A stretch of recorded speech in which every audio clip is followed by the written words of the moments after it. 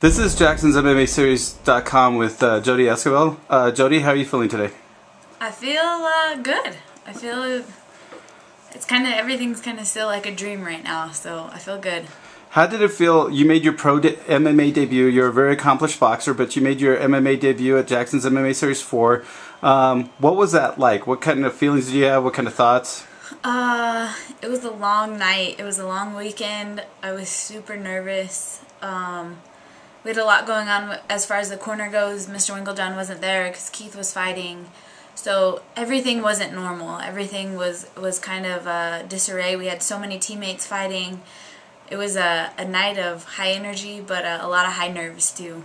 Besides, having different people in your corner, was there any different type of preparation you had for MMA, as opposed to boxing? Yeah, of course. The classes that you add to fighting MMA is huge. Boxing, you go to boxing class. You're gonna stand up and you're gonna go to boxing. For this fight, we had to mix in wrestling, we had to mix in jiu-jitsu, we had to mix in MMA class, and then kickboxing, shoot boxing.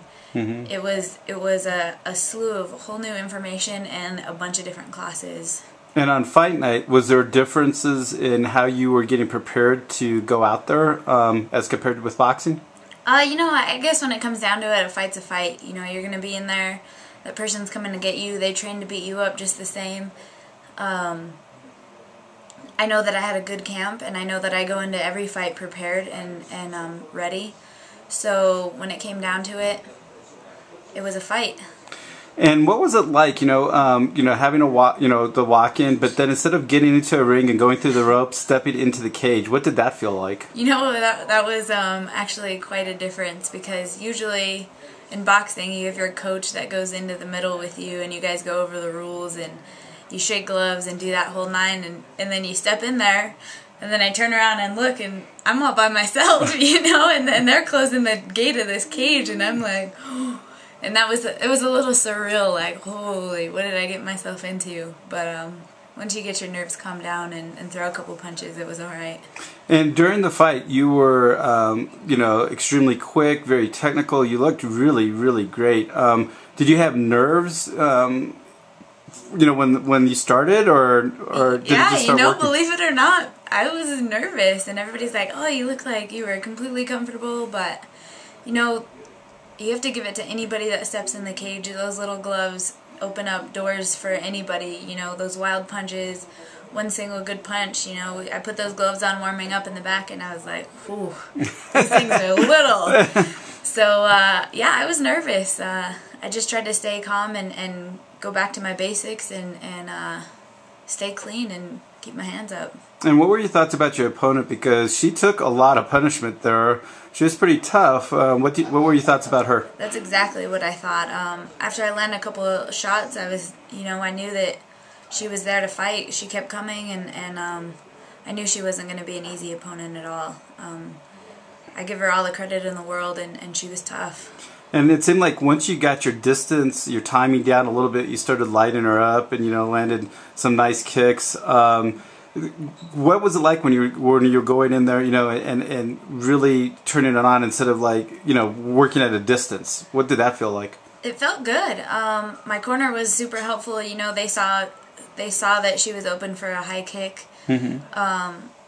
Like I said before, I was brought up a kickboxer, so the kicks coming back was a little bit of kind of like riding a bike, I guess. I needed to get that distance down, like you said.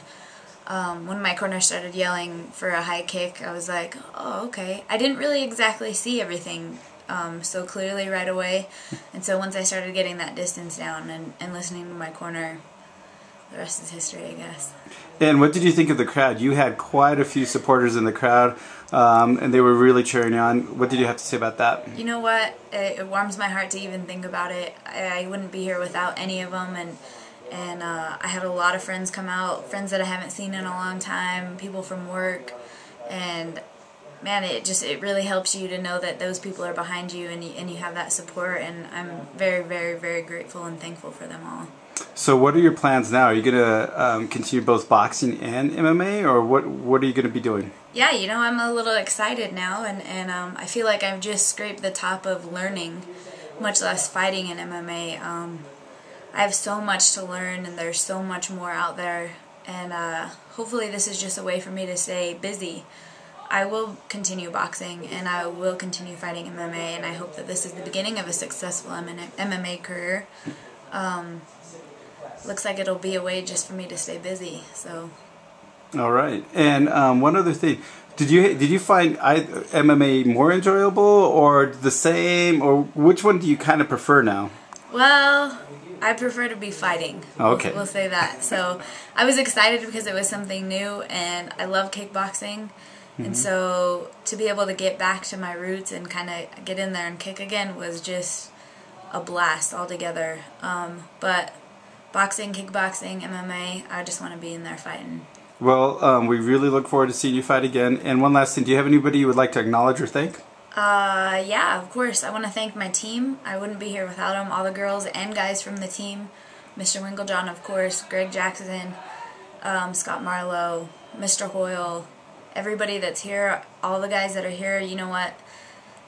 We're a team, and that's why we're so good, is because we can push each other in the gym, and I'm very thankful to be part of it. Okay, we look forward to seeing you again in the cage. Thank you.